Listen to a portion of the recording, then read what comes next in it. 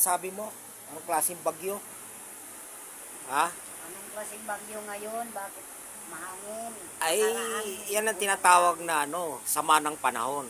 Kasi kung bagyo, dun yan, sa may ang bagyo kasi, dun yung lungsod yun, city, kagaya ng Baguio City. Yan, ang tawag diyan, kaya ganyan, nagbalik-balik yung ulan, tsaka hangin. Ang tawag yan, sama ng panahon. Oh. Bagyo nga. Baguio City yon yung sinasabi mo. May bagyo nga. Ay nako, yan na naman tayong dalawa eh. Magtalo na naman tayong dalawa yan eh. Yung sinasabi mo Baguio City yon. Yan eh, sama ng panahon.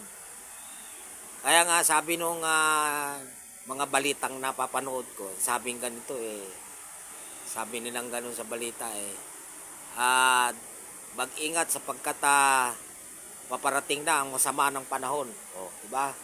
Tapos may sinabi pa na gano'n na parating na ang sama ng panahon.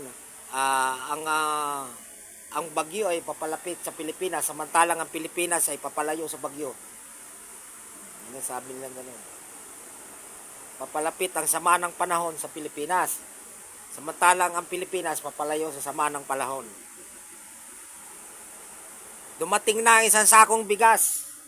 Nauna lang ang sako, ang bigas wala pa. Di ba? Ganun yan eh. Oh, talaga.